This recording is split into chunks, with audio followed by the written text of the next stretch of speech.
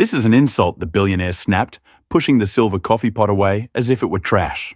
The room froze. Glasses hovered mid-air. A waitress stood perfectly still, her fingers resting on a brass cup no one else recognized. He saw a uniform. She saw a ritual.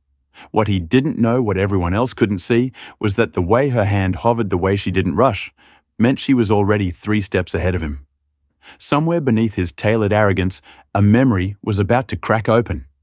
And when it did, the man who came to humiliate would be the one quietly falling apart.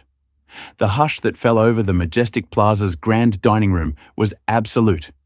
Servers froze mid-step, guests lowered their champagne flutes, and even the soft jazz trio in the corner seemed to fade into silence. All eyes turned to the private dining alcove, where an impeccably dressed billionaire sat surrounded by his entourage, his voice cutting through the refined atmosphere like a blade.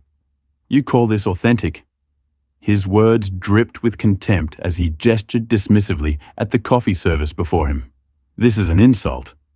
I asked for traditional Arabic coffee, not some American interpretation served by someone who learned hospitality from a textbook."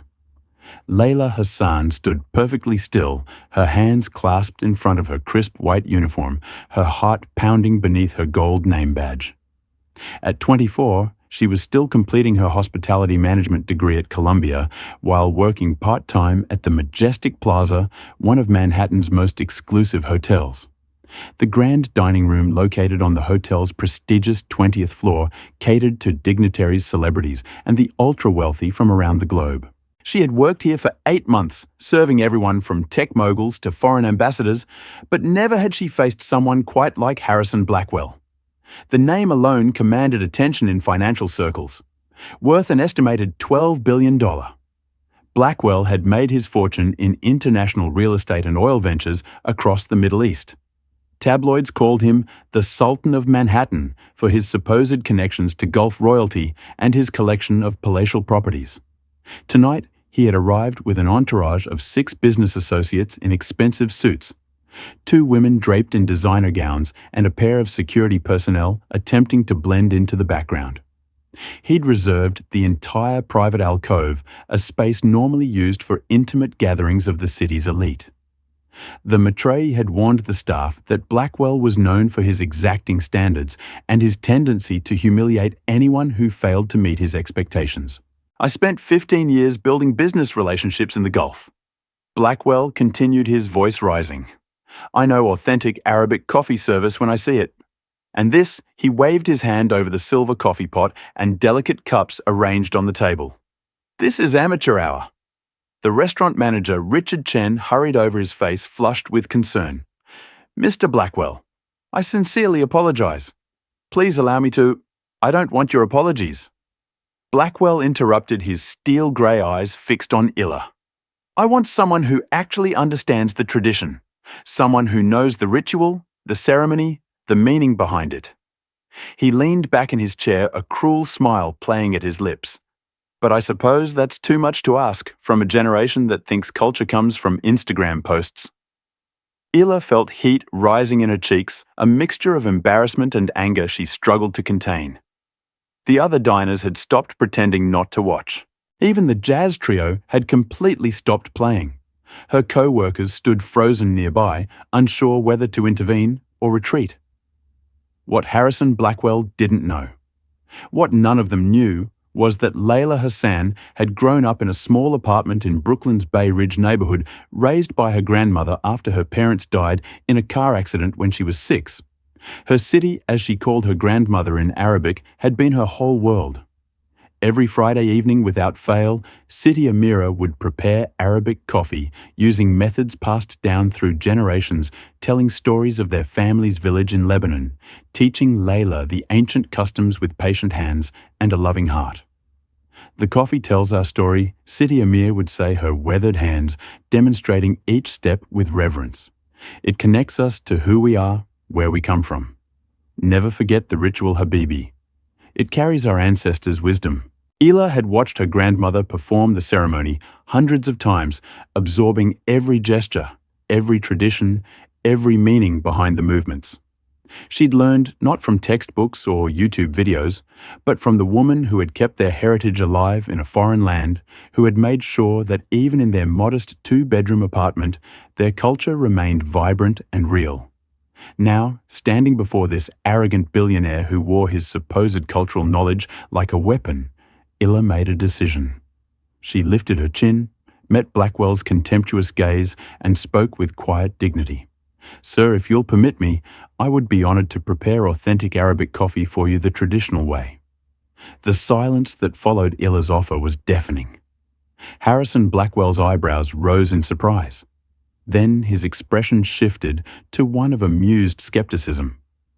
His associates exchanged glances, barely suppressing smirks. One of the women at the table let out a soft, derisive laugh. "You?" Blackwell's tone was mocking. "A girl who probably thinks Starbucks is authentic coffee culture. Please don't waste my time with empty gestures." Richard Chen stepped forward, his hands raised in a placating gesture. "Mr. Blackwell, perhaps we could bring in our executive chef, or I could personally know." Illa's voice was firm, surprising even herself. She looked directly at Blackwell, her dark eyes steady. "I know the 7-step ritual. I know it the way my grandmother knew it, the way her mother knew it, the way it's been passed down through generations of my family. If you truly respect the tradition, you'll recognize it when you see it." Something flickered across Blackwell's face, too quick to identify. He leaned back in his chair, steepling his fingers beneath his chin. "The 7th-step ritual," he repeated slowly. "Most people don't even know there are specific steps. They think you just brew coffee and pour it." "Most people don't know a lot of things," Illa replied quietly. "That doesn't make the knowledge any less real for those who carry it." A tense silence stretched between them. The other diners in the grand dining room were completely silent now, forks suspended over plates, conversations abandoned. Even the security personnel had straightened, watching with unexpected interest.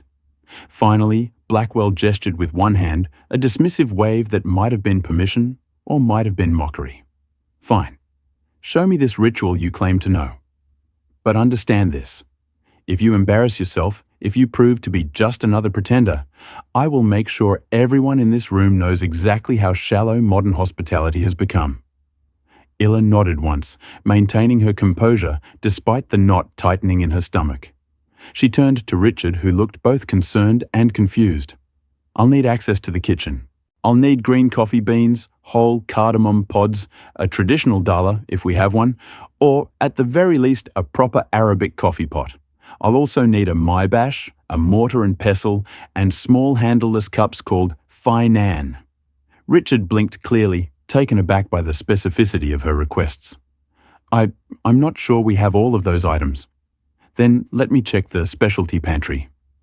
Illa said, "The Majestic Plaza hosts guests from all over the world. If we don't have these things, we should." Something in her tone and her quiet confidence made Richard nod. "Go take whatever time you need. I'll handle things here." As Illa walked toward the kitchen, she could feel every eye in the restaurant following her. Her legs felt unsteady, but she kept her posture straight, her movements measured. She thought of Sidi Amir of Friday evenings in their small kitchen, of the way her grandmother's hands had moved with such grace and certainty. "Remember, Habibi," her grandmother's voice echoed in her memory. "The coffee is not just a drink. It is respect. It is welcome. It is connection between souls. Each step has meaning. Each gesture carries the weight of our history." The kitchen was a controlled chaos of stainless steel and rushing staff. The executive chef, Marcus Williams, looked up from expediting orders, his expression questioning. Illa had worked enough shifts to earn his respect, though they'd never had more than brief professional interactions. "Illa, what's going on out there?" Richard said something about Arabic coffee. "I need to find specialty ingredients," she said, moving toward the walk-in pantry. "That man, Harrison Blackwell, he challenged me to prove I know authentic Arabic coffee service." Marcus's eyes widened. Blackwell the billionaire. He let out a low whistle. "That man's notorious for humiliating people." "You sure about this?" "No," Illa admitted, pulling open the pantry door. "But I'm doing it anyway." The specialty pantry was where the majestic plaza stored ingredients for their international guests. Japanese matcha, Italian truffles, French delicacies, and yes, to her relief, a section dedicated to Middle Eastern ingredients. Her hands moved quickly, gathering what she needed: a bag of green Arabic coffee beans. Whole cardamom pod, still fragrant in their container, and in a stroke of luck, a beautiful brass dala that had probably been purchased for a special event and then forgotten. She found a traditional mikbash as well, its brass surface tarnished but authentic. Small finan cups were stacked in a box nearby, delicate porcelain with intricate blue patterns. As her hands closed around these objects, Illa felt something shift inside her. These weren't just tools. They were connections to her heritage, to her grandmother, to all the women in her family who had performed this ritual before her. Marcus appeared beside her, holding a small portable gas burner. "You'll need heat. Can't use the main stoves without disrupting service. Take this to the prep station in the back corner. I'll make sure no one bothers you." Illa looked at him, surprised by the gesture. He shrugged. "I've seen enough arrogant rich people humiliate good workers. Show him what real tradition looks like." Illa set up her workspace at the prep station in the back corner of the kitchen, arranging everything with deliberate care. The brass dala, the mikbash, the green coffee beans, the cardamom pods, the finan cups. Each item was placed exactly where it needed to be, just as Siti Amira had taught her. Organization was part of the ritual itself. She took a deep breath, closing her eyes for a moment. She could almost smell her grandmother's small kitchen. Could almost hear the rhythmic sound of the pestle against mortar. Could almost feel the warmth of those Friday evenings when the world outside didn't matter, when it was just the two of them, and the traditions that bound them across generations. "You ready?" Marcus asked quietly. Illa opened her eyes and nodded. "I need to take this out there. The ritual must be performed in front of those it serves. That's part of the tradition." Marcus helped her load everything onto a rolling cart, arranging the items so they wouldn't shift during transport. As she pushed the cart back toward the dining room, Illa felt her nervousness transform into something else. Not confidence exactly, but purpose. She wasn't just making coffee. She was honoring her grandmother. She was preserving something sacred. The grand dining room fell silent again as she emerged from the kitchen, pushing the cart before her. All conversation ceased. Harrison Blackwell sat exactly as she'd left him, surrounded by his entourage, his expression a mixture of curiosity and skepticism. Richard Chen stood nearby, his hands clasped anxiously. The other diners had abandoned any pretense of minding their own business. Illa wheeled the cart to a position beside Blackwell's table where everyone could see. She didn't speak, didn't acknowledge the stares or the whispers. Instead, she began to arrange her materials on the cart's surface with quiet precision. "Step 1, she said softly, her voice carrying in the silent room. "Hummus the roasting." She held up the small pan she'd brought from the kitchen. A traditional long-handled vessel, perfect for roasting beans over open flame. She poured a measure of green coffee beans into the pan. Their pale color, a stark contrast to the roasted beans most people recognized as coffee. "The beans must be roasted fresh," Illa explained, her voice steady. "This is not about convenience. This is about honoring the guest with effort, with time, with attention." She lit the portable burner and held the pan above the flame, beginning to shake it in small circular motions. The first wisps of smoke rose from the beans, carrying with them a scent that transformed the dining room. It wasn't the smell of commercial coffee, rich and dark. This was something more complex, more nuanced. Green, almost grassy notes gave way to the first hints of caramelization. Illa continued the circular motion, her wrist moving with practiced ease. She'd done this countless times under Siti's watchful eye, learning the exact moment when the beans shifted from under-roasted to perfect too light, and the coffee would be weak, insipid too dark, and it would be bitter overwhelming. "My grandmother used to say that roasting the beans is like raising a child," Illa said quietly, still focused on the pan. "You must give constant attention. You must know when to apply heat and when to ease back. You must understand that the right result requires patience." She could see from the corner of her eye that Blackwell had leaned forward slightly. His associates had stopped their whispered conversations. Even the servers who had been preparing to clear other tables had frozen watching. The beans began to crack a subtle popping sound that signaled their transformation. The color deepened from pale green to light brown, then to a rich amber.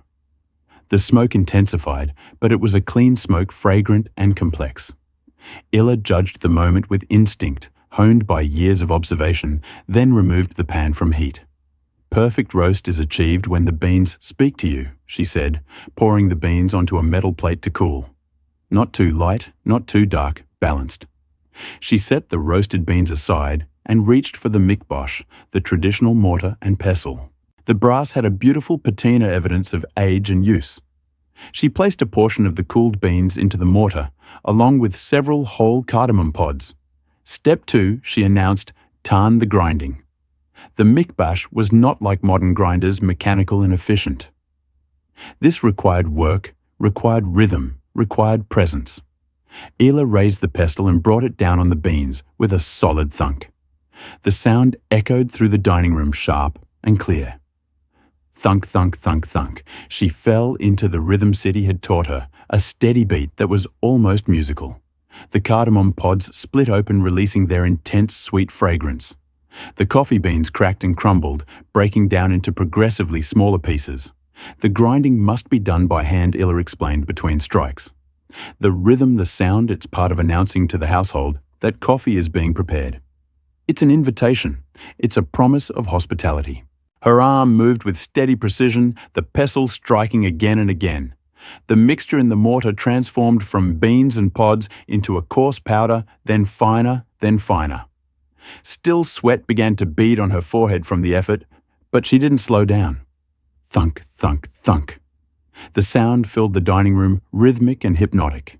Some of the diners had closed their eyes, swaying slightly to the beat. Others watched with rapt attention as though witnessing something rare and precious. Harrison Blackwell's expression had changed. The mockery was gone, replaced by something harder to read. His jaw was tight, his eyes fixed on Illa's hands as they worked the mybash with practiced skill. Finally, after what felt like an eternity but was perhaps only 5 minutes, Illa set down the mybash. The coffee and cardamom had been ground to the perfect consistency, fine, but not powdery, aromatic and fresh. She lifted the mortar, showing it first to Blackwell, then to the other guests who had gathered closer, drawn by the spectacle. The grind must be felt as much as seen, she said. Too coarse and the water passes through too quickly, too fine, and it becomes bitter sludge. This balance comes from experience, from knowing the coffee in your hands. She poured the ground mixture into a small bowl, then reached for the brass dala. The traditional coffee pot was a work of art in itself. Its long curved spout designed for precise pouring.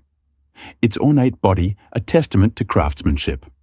Illa filled it with cold water from a pitcher, measuring by eye rather than by measure. Step 3, she announced. Tamiz the brewing.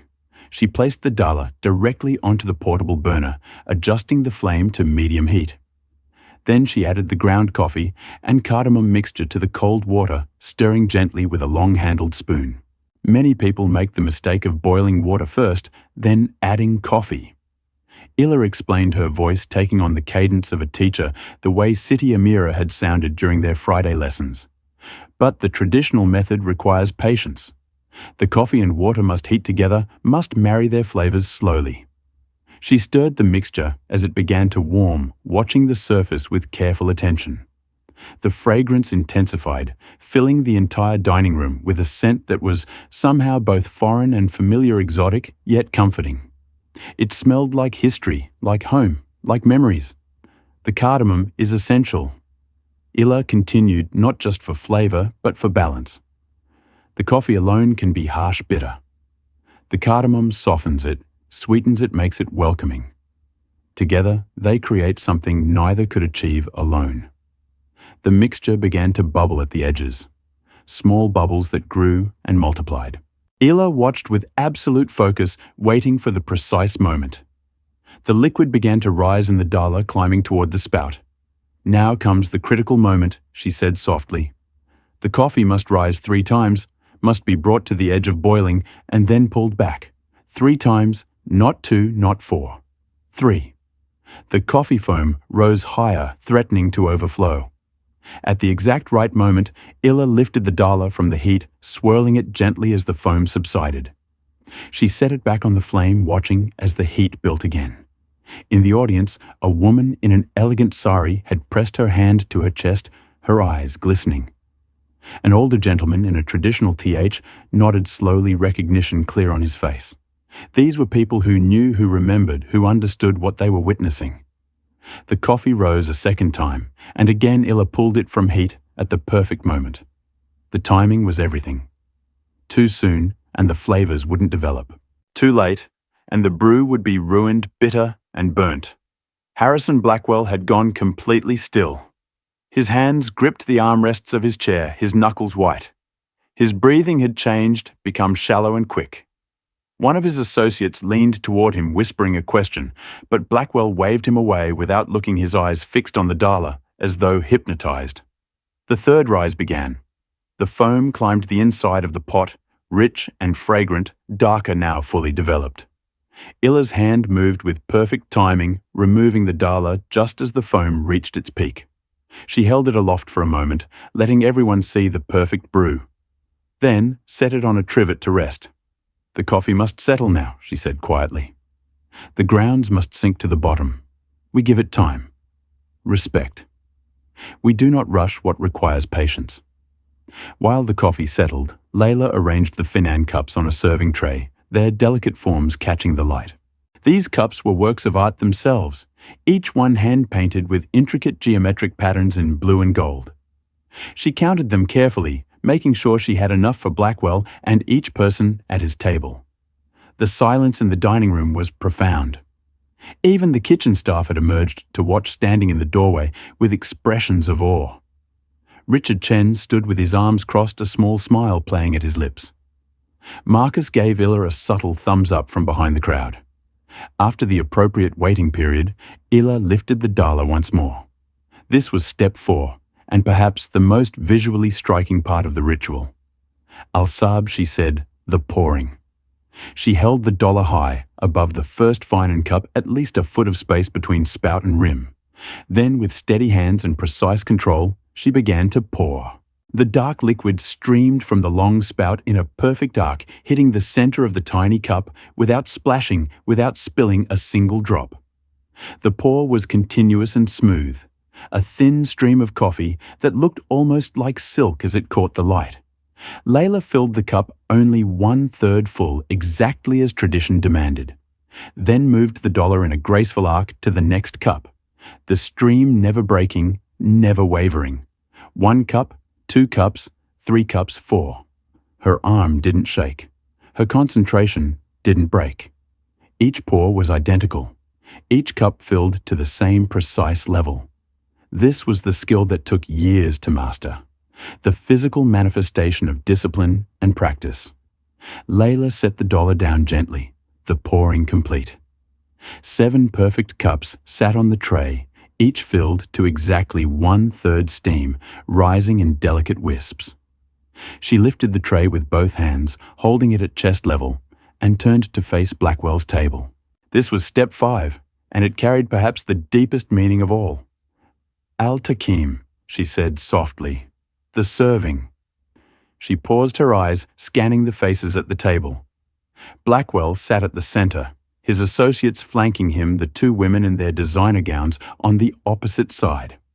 The security personnel had moved closer, drawn by the ritual, despite their professional distance. But Illa didn't move toward Blackwell first.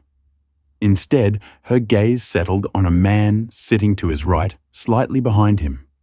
He was older, perhaps in his 70s, with silver hair and deeply weathered skin. He wore an expensive suit, but something about his bearing, the way he held himself, spoke of a different background than the others. Illa approached him first, extending the tray in his direction. "In the tradition of my grandmother's house," she said clearly, "the eldest is always served first. Not the wealthiest, not the most powerful, the eldest. This is how we show respect for wisdom, for experience, for the years lived, and the knowledge gained." The older man's eyes widened and his hand trembled slightly as he reached for one of the cups. "You honor me," he said in accented English, his voice thick with emotion. "I have not been served this way since I left my village in Yemen 40 years ago." Illa inclined her head respectfully. "The honor is mine, sir." She moved around the table, serving each person in order of age, not importance. One of the women, probably in her 50s beneath expertly applied makeup, accepted her cup with tears gathering in her eyes. "My mother," she whispered. "She used to serve coffee exactly like this." Blackwell was served second to last, before only one of his younger associates. When Illa extended the tray toward him, she noticed his hands were shaking. He reached for the cup, but hesitated, his fingers hovering above it. "The cup," he said, his voice. "There's a specific way to hold it, isn't there?" Illa nodded. This was step 6. Alimsak, she confirmed. The holding. She demonstrated with one of the remaining cups, picking it up with her right hand, supporting it from below. With her thumb and middle finger, her index finger extended along the rim. The cup sat in her palm, like a delicate bird. "The cup has no handle for a reason," she explained. "You must hold it carefully, with attention. The heat reminds you that the coffee is freshly made, prepared with effort. The delicate balance reminds you to be present, to be mindful. You cannot hold this cup carelessly." She set the demonstration cup back on the tray and watched as Blackwell lifted his own cup with trembling fingers. He held it exactly as she had shown his movements, careful and deliberate. The other guests followed suit, each one handling their tiny Finan reverence. "And now," Layla said, "there is one final step before drinking." She retrieved her own cup from the tray, holding it in the traditional manner. Then, with fluid grace, she brought the cup to her nose, inhaling deeply, before tilting it slightly toward each person at the table in turn. "Allahia," she said the greeting. She demonstrated the gesture again this time, speaking the traditional words. "Bismillah, in the name of God, may this coffee bring health to your body, clarity to your mind, and peace to your heart." The older Yemen man let out a choked sound, pressing his free hand to his mouth. The woman who had mentioned her mother was openly crying now, tears running down her carefully made-up face. Even some of the watching staff members, caught up in the moment, had tears in their eyes. But it was Harrison Blackwell's reaction that stunned everyone into silence. The billionaire's face had gone pale, all color draining from his features. His hands shook so badly that coffee sloshed in his cup, threatening to spill. His breathing came in short, sharp gasps, and his eyes had taken on a glazed, distant look, as though he was seeing something far away, something beyond the walls of the grand dining room. "That gesture," he whispered, his voice breaking. "That exact gesture, the way you tilted the cup," the words. Illa watched him, carefully concerned now. "Sir, are you all right?" Blackwell didn't answer. Instead, he brought the cup to his nose, exactly as she had demonstrated, inhaling the steam. His eyes closed, and a single tear rolled down his cheek, cutting a path through his carefully maintained composure. "My mother?" He breathed so quietly that Illa had to lean closer to hear. "My mother used to serve coffee exactly this way every Friday evening in our village before he trailed off, unable to finish." His associates exchanged confused glances, clearly having never seen their employer in such a state. The younger man beside him reached out tentatively. "Harrison, should we don't?" Blackwell said sharply, though his voice cracked on the word. "Don't say anything. Just let me." He brought the cup to his lips and took the smallest sip as tradition required. The coffee touched his tongue, and whatever control he'd been maintaining shattered completely. His shoulders began to shake, and he set the cup down carefully before pressing both hands to his face. Harrison Blackwell, billionaire Sultan of Manhattan, terror of the business world, was crying. The grand dining room remained frozen in stunned silence as Harrison Blackwell wept openly, his carefully constructed facade crumbling with each shuddering breath. His associates sat paralyzed, clearly having no framework for processing what they were witnessing. The women at the table had gone pale, uncertain whether to comfort him or look away. Even the security personnel seemed unsure of how to respond to a threat that came from within. Ela stood perfectly still, the serving tray still in her hands, watching this powerful man dissolve before her eyes. She felt no triumph, no satisfaction at having proven herself. Instead, she felt something unexpected: compassion. She recognized the grief in his tears. The kind of loss that never fully heals, only gets buried deeper over time. "Sir," she said gently, setting the tray down on the cart, "would you like me to leave you in private?" "No." Blackwell managed his voice raw. He lowered his hands from his face, revealing red-rimmed eyes and tear-stained cheeks. He looked older, suddenly diminished, as though the arrogance had been holding him together. And now, without it, he was just a man carrying decades of pain. "No, please. I need to explain. I need to tell you why." He reached for his coffee cup again, cradling it with both hands as though it was something precious and fragile. When he spoke, his voice was barely above a whisper, forcing everyone to lean in closer to hear. "My name isn't really Harrison Blackwell," he said. "I mean, it is now legally. But I was born her son Khalil in a small village outside of Riyadh. My father was a shepherd.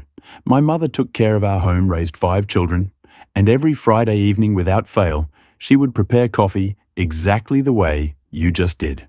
He paused, taking another small sip, his eyes distant with memory. "She would roast the beans over our kitchen fire. The smell would fill our entire house. Then she would grind them with her mikbash. And the sound, God, that sound. It meant home. It meant family. It meant everything was right in the world." One of the associates started to speak, but the older Yemen man raised a hand, silencing him. "Let him finish," he said quietly. "This story needs to be told." Blackwell nodded gratefully. "I was 17 when an American oil executive visited our region. He needed a translator, someone who could speak both Arabic and English. I had learned English from missionaries, from books, from every source I could find. I was hungry for knowledge, desperate to see the world beyond our village." He set the cup down carefully, his fingers tracing its delicate rim. The executive was impressed.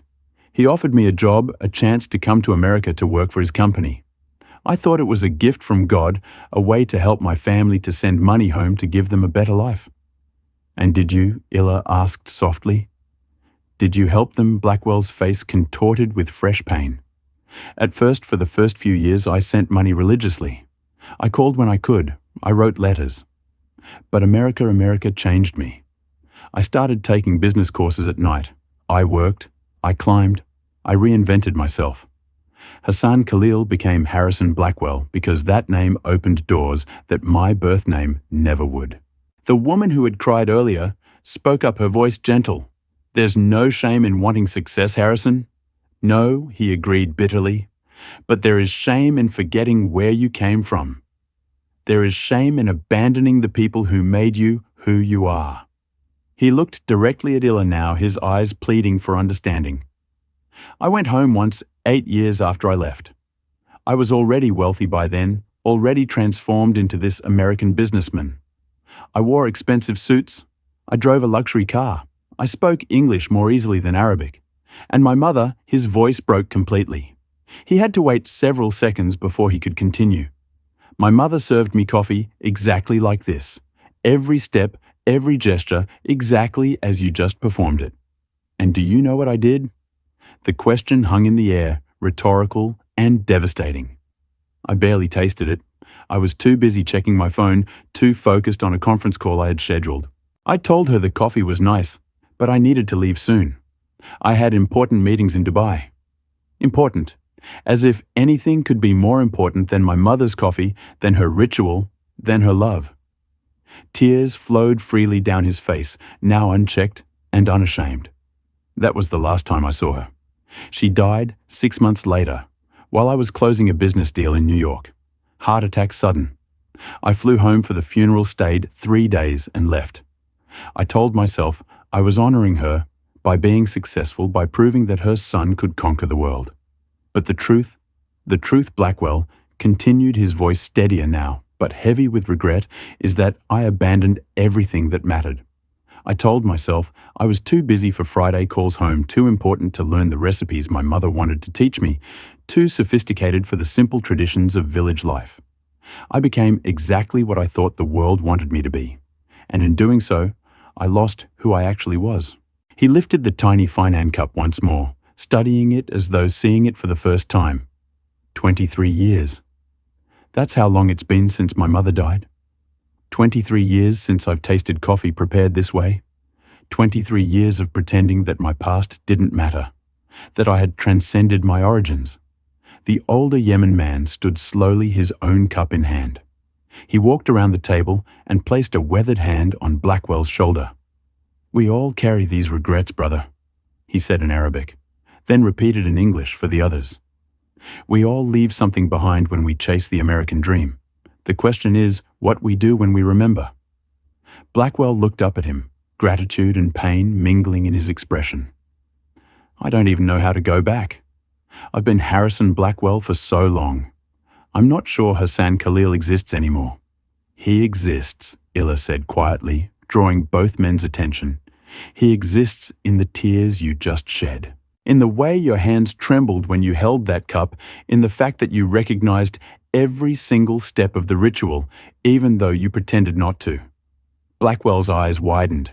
You knew I recognized it. I suspected, Illa admitted. No one who had truly forgotten would have reacted the way you did when I first offered. You weren't just being arrogant. You were testing me, pushing me, because somewhere deep down, you wanted to see if it was real. You wanted to know if anyone still remembered, still practiced, still carried these traditions forward. A sound escaped Blackwell's throat, half laugh, half sob. "You're perceptive for someone so young."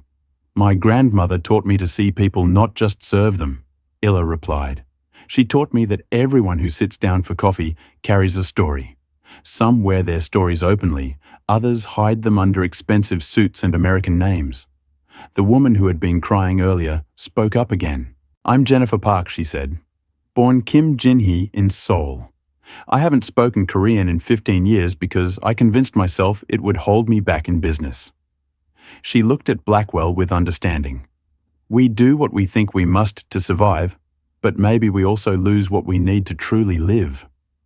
One of Blackwell's associates, a younger man who had remained silent until now, cleared his throat.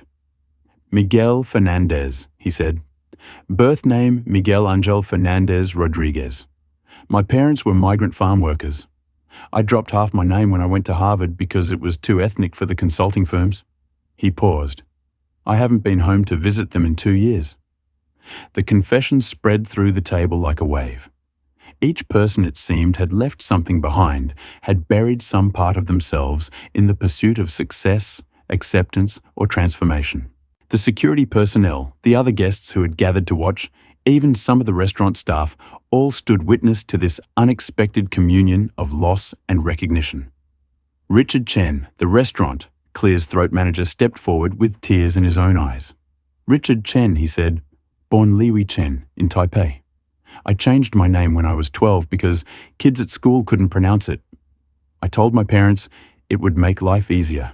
They never said anything, but I saw the hurt in their eyes every time someone called me Richard, and they remembered I had chosen to leave Lee behind." Layla felt tears threatening her own composure.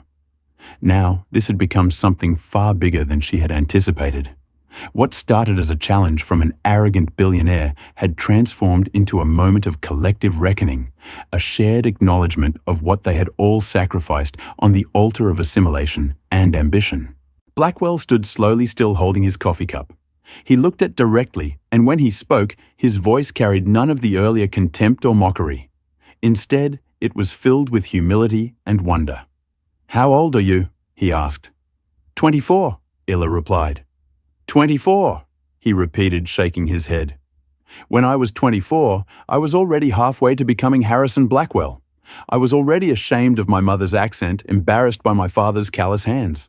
I was already forgetting the sound of the maibash, the smell of roasting coffee beans, the feeling of being served with love rather than obligation." He set the cup down gently and approached Illa, standing directly before her. "You are 24 years old, and you know more about what matters than I learned in 51 years of living.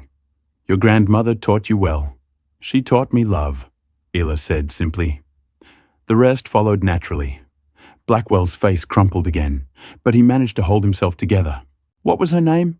Your grandmother, Siti Amira Hassan. Illa said she passed away 6 months ago. The revelation hung in the air like a benediction. 6 months. Layla had lost her grandmother only 6 months ago.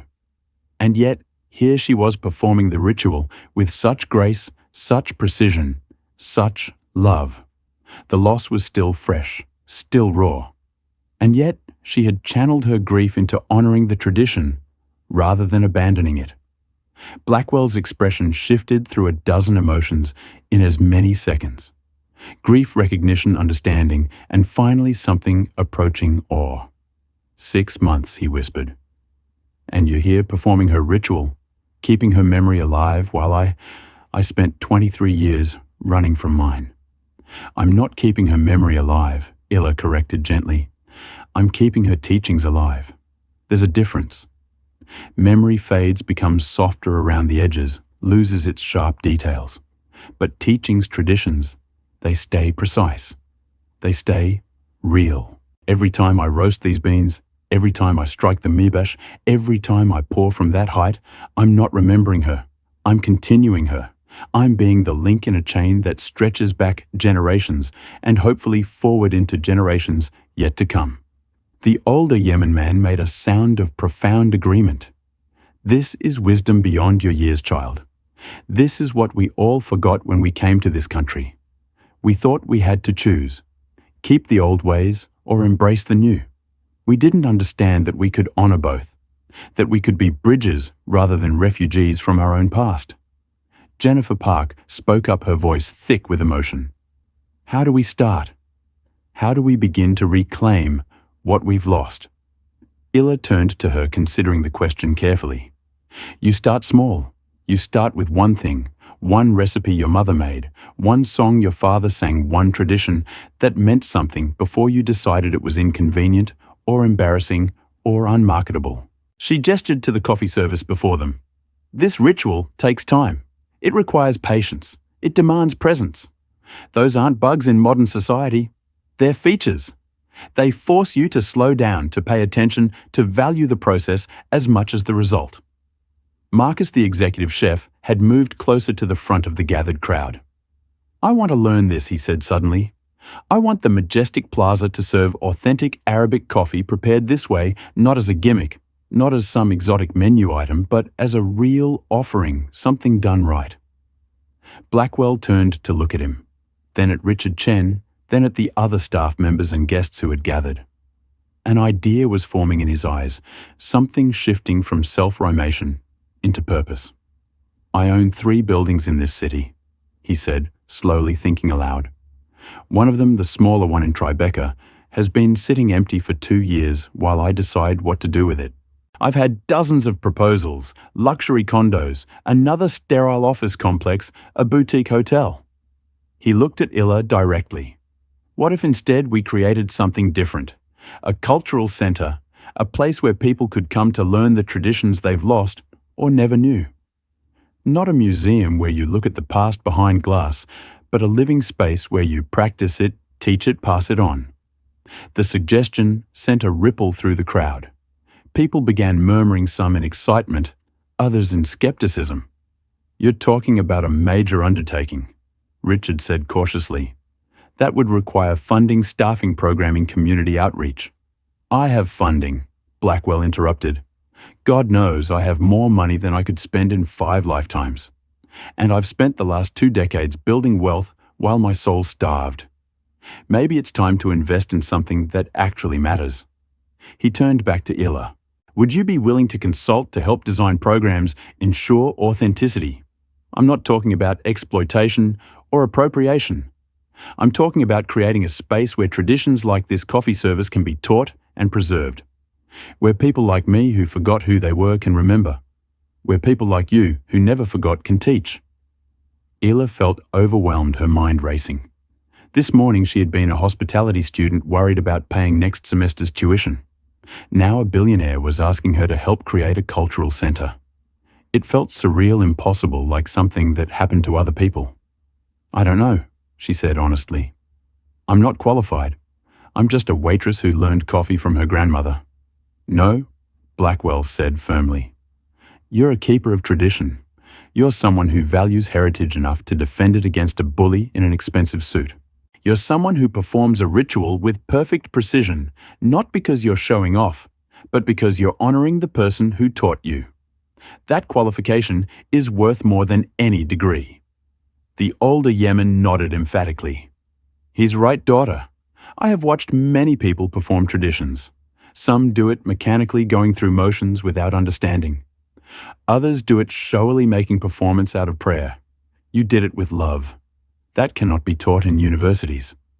Ela looked around at the faces surrounding her, all watching with expressions ranging from hope to curiosity to open encouragement. The entire atmosphere of the grand dining room had transformed. What had begun as a scene of humiliation and challenge had evolved into something sacred, a moment of collective awakening. I need time to think, Ila said finally. This is a lot to process. A few hours ago, you were threatening to have me fired. Now, you're offering me a position helping to create a cultural center. Blackwell had the grace to look ashamed. You're right to be skeptical. I've given you no reason to trust me. I came here tonight looking for authentic tradition, but when you offered it, I mocked you. I was testing you. Yes, but I was also projecting my own shame onto you. I saw in you what I had abandoned in myself, and it made me cruel. He reached into his jacket pocket and pulled out a business card, holding it out to her. I'm not asking you to decide right now. I'm asking you to consider it. Take a week, a month, however long you need. Talk to people you trust. Research my businesses if you want. I have failures and successes, good decisions and terrible ones. But this idea, this cultural center, this feels right in a way nothing has felt right in decades. Ella accepted the card, her fingers brushing against the expensive paper stock. Harrison Blackwell, CEO, Blackwell Global Investments, a Manhattan address, multiple phone numbers, an email address, the trappings of power and success. If I did this, she said slowly, and I'm only saying if it would have to be done correctly, not as some vanity project where wealthy people feel good about themselves for an afternoon, not as a tourist attraction where traditions become performances emptied of meaning. It would have to be real, authentic, respectful, agreed, Blackwell said immediately. I want you to have veto power over every decision. If something doesn't feel right to you, if it violates the spirit of what we're trying to preserve, you can stop it. I'll put that in writing. Jennifer Park stepped forward. I'd like to be involved too. I run a consulting firm focused on cultural competency training for corporations. This could be a perfect partnership. We could develop programs for second and third generation immigrants who want to reconnect with their heritage. Miguel Fernandez nodded eagerly. And I have connections with community organizations across the city. We could reach out to cultural groups, language schools, religious institutions. Make sure this serves actual communities, not just rich people's curiosity. The ideas began flowing faster. People building on each other's suggestions. Someone mentioned cooking classes taught by immigrant grandmothers. Another proposed language exchange programs. The older Yemen man offered to help connect with Middle Eastern communities throughout the region. Marcus volunteered to create a test kitchen where traditional recipes could be preserved and shared. Richard Chen raised his hand tentatively. The Majestic Plaza would be honored to partner with this initiative. We could host events here, provide space for planning meetings.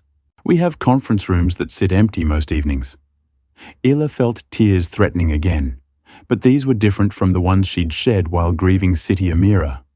These were tears of possibility, of hope, of recognition that her grandmother's legacy might extend far beyond their small Brooklyn apartment.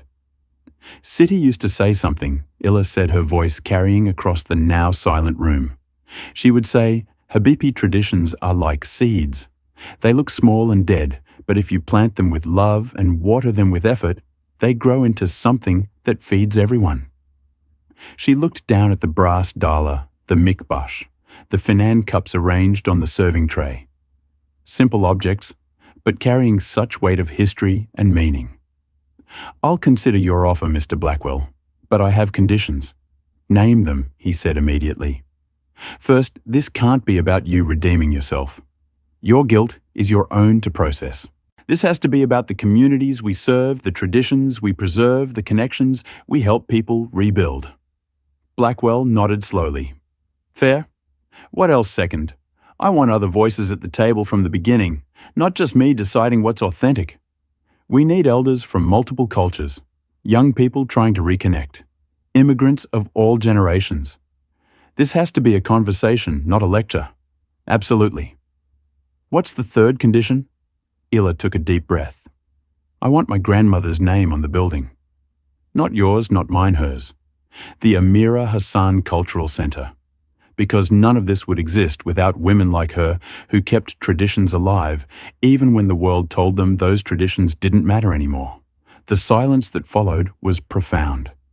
Blackwell's eyes filled with tears again, but he was smiling through them. The Amira Hassan Cultural Center, he repeated. Yes, God. Yes, that's perfect. Yes, that's the rest of that evening at the Majestic Plaza, passed in a blur of conversation and planning. Blackwell insisted on paying for everyone's meals not as a show of wealth, but as an apology and a gesture of gratitude. He sat with Illa for over an hour, asking questions about her grandmother, about the coffee ritual, about other traditions she'd learned. He took notes on his phone, his earlier arrogance completely absent, replaced by genuine humility and eagerness to learn. Before leaving, each person at the table performed the traditional coffee gesture one more time, tilting their cups toward each other, acknowledging the unexpected bond they'd formed. The older Yemen man embraced Illa like a grandfather, whispering prayers in Arabic over her head. Jennifer Park exchanged contact information with her already planning meetings. Miguel promised to reach out to his community connections. When Blackwell finally stood to leave, he paused beside Illa one last time. Thank you, he said simply. You gave me back something I thought I'd lost forever. You reminded me that Hassan Khalil isn't dead. He's just been waiting for someone to call him home. 3 months later, the transformation had begun. The empty building in Tribeca was gutted and redesigned, but not with the sterile minimalism typical of Manhattan developments. Instead, the architecture firm Blackwell hired worked with cultural consultants to create spaces that honored multiple traditions while remaining functional and welcoming. There was a large communal kitchen where cooking classes could be taught, a performance space for music and storytelling classrooms, for language instruction, and yes, a dedicated room for coffee ceremonies from around the world. Illa had taken a semester off from her hospitality program, working full-time on the cultural sense development. Blackwell had kept his promise, giving her veto power over decisions and ensuring that community voices shaped every aspect of the project. They'd assembled an advisory board of 15 people representing different cultures, ages and experiences of immigration and assimilation. The Sense soft opening was held on a Friday evening, intentionally echoing the tradition of Layla's grandmother. Over 200 people filled the space, including many who had been at the restaurant that transformative night. The older Yemen man had brought his entire extended family. Jennifer Park arrived with her mother, who she'd reconciled with after years of distance. Miguel stood with his parents, introducing them proudly to everyone he met. But the moment that brought tears to everyone's eyes came when Blackwell, now introducing himself as Harrison. Blackwell-born Hassan Khalil stood before the crowd and performed the 7-step Arabic coffee ritual himself. His hands shook as he roasted the beans, and his pouring technique wasn't as smooth as Layla's, but the love with which he performed each step was unmistakable. When he served the eldest person present, first a 92-year-old Lebanese grandmother, who reminded him painfully of his own mother, his voice cracked as he spoke the traditional blessing, Bismillah in the name of God. May this coffee bring health to your body, clarity to your mind, and peace to your heart. Illa stood, watching tears streaming down her face. This was what Sidi Amira had meant. Traditions were seeds, and when planted with love and watered with effort, they grew into something that fed everyone. The Amira Hassan Cultural Center officially opened 2 months later. Within its first year, it served over 5,000 people through its various programs. Grandmothers taught traditional recipes to grandchildren who'd never learned. Immigrants practiced their native languages with second-generation Americans rediscovering their heritage. Coffee ceremonies from Ethiopia, Turkey, Yemen, and Lebanon were performed and taught. Each one a reminder that rituals connect us to something larger than ourselves. Layla continued her education, but with a new focus. She was no longer just studying hospitality. She was learning cultural preservation, community organizing, and the art of building bridges between generations and traditions. She became the Sense Director of Programming, designing experiences that honored the past while remaining relevant to the present. And every Friday evening, without fail, she performed the Arabic coffee ritual in the Sense main hall. Sometimes 20 people attended, sometimes 200, but the number didn't matter. What mattered was the continuity, the commitment to preserving something precious, the refusal to let tradition die simply because it was inconvenient or time-consuming. Harrison Blackwell attended most of those Friday ceremonies, sitting in the back row, usually beside the older Yemen man who had become a close friend. He had begun making annual trips back to his village in Saudi Arabia. Reconnecting with siblings, he'd neglected visiting his mother's grave, slowly rebuilding the bridges he'd burned in his pursuit of American success. On the Sense one-year anniversary, Layla stood before a gathering of supporters, donors, and community members. A plaque was being unveiled on the wall near the entrance bearing Siti Amira's name and a quote she'd often repeated. "Our hands hold what our hearts remember. My grandmother taught me that traditions aren't just about preserving the past." Ila said, her voice strong and clear. "They're about choosing what we carry into the future. Every time we perform a ritual with love and attention, every time we pass down a recipe or a song or a gesture, we're declaring that some things matter more than convenience, more than profit, more than fitting in." She looked out at the crowd, seeing faces of every age, every background, every story of loss and reclamation. "You can buy a building," she said unconsciously, echoing the words that had changed everything that night at the Majestic Plaza. "You can buy equipment, hire staff, create programs, but you can't buy the love that makes tradition meaningful. That only comes from remembering who we are and choosing every single day to honor it." The applause that followed was thunderous, but Illa barely heard it. She was thinking of Siti Amir of Friday evenings, in their small kitchen, of the rhythmic sound of the mikbash and the smell of roasting coffee beans. And she knew, with absolute certainty, that her grandmother was smiling.